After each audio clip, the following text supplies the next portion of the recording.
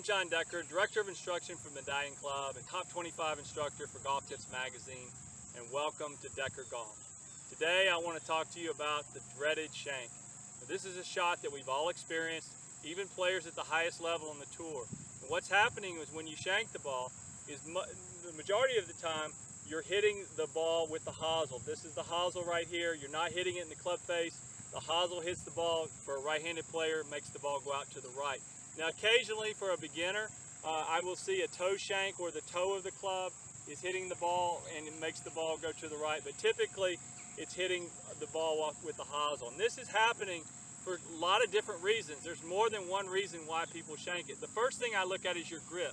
You want to make sure that you have a good grip, that you're holding the club in the fingers, and the V of my left hand and the V of my right hand are both pointing toward my right shoulder.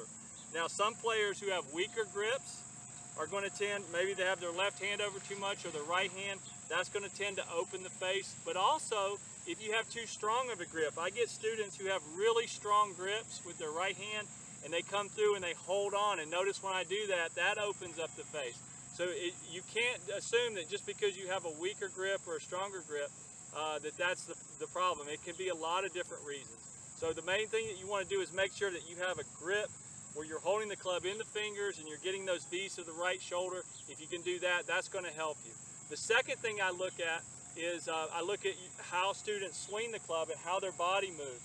Most students who shank the ball tend to move into the golf ball. They either set up too close to the ball or too far from the ball, and they'll move into the ball. And sometimes they'll be the right distance from the ball and they'll move into the ball. But the bottom line is their body is moving into the ball. So a simple way to test this is hit shots, film yourself, look at where your hips are, and put a line where your hips are. When you swing, try to keep your hips back on that line. If your hips are moving this way into the ball, there's a good chance that you're going to shank it.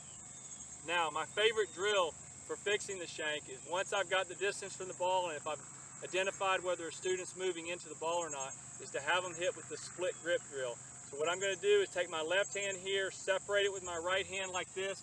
Now for me, I already released the club, so when I do this, the ball is going to go left, but this drill is going to help promote the right side. So you notice how the club is passing my hands.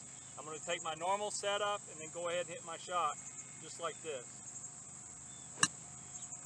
I hit a good solid shot. My ball did go left to the target. I'm still making a divot, but practice the split grip drill, and that will help you to release the club, especially if you're someone who holds on a lot.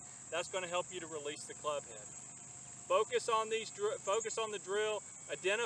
Learn to identify why you're shanking it, whether it's through a lesson or sending me an online video.